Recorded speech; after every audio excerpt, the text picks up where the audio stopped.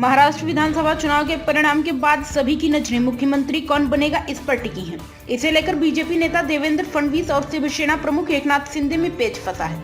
इस बीच सूत्रों के अनुसार दावा किया जा रहा है कि बीजेपी की ओर से देवेंद्र फडणवीस का नाम फाइनल हो गया है। इसे लेकर अब विपक्षी भी सवाल उठा रहे हैं और जल्द ही नाम की घोषणा की मांग कर रहे हैं। इसी कड़ी में शिवसेना सांसद प्रियंका चतुर्वेदी ने कहा, अगर देवेंद्र फडणवीस का नाम फाइनल हो गया है तो जल्दी इसकी घोषणा करें। आप महाराष्ट्र की जनता से किए गए वादों से क्यों वंचित कर रहे हैं, उन्हें क्यों दूर रख रहे हैं और महाराष्ट्र के स्टीयरिंग संकट को क्यों नजरअंदाज कर रहे हैं। प्रियंका चतुर्वेदी ने महायुद्ध पर हमला करते हुए कहा, बीजेपी 132 सीट लाकर बहुमत के करीब है तो उसे देवेंद्र फडणवीस को सीएम बनाने से कौन रोक रहा है। ये लोग सत्ता के इतने भूखे हैं, इसलिए यह खींचतान चल रही है।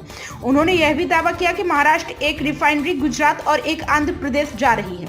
शिवसेना यूबीटी की नेत्री ने कहा कि जो हमारे राज्य के लिए रोजगार का माध्यम बनने चाहिए वे दूसरे राज्य जा रहे हैं।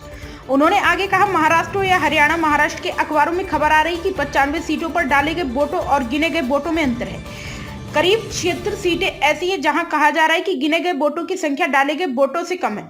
19 सीट ऐसी है जहां वोटिंग से ज्यादा काउंटिंग हुई है। तो सवाल यह है कि क्या ईवीएम का इस्तेमाल वोटों की संख्या में छेड़छाड़ करने और विजेता घोषित करने के लिए किया जा रहा है।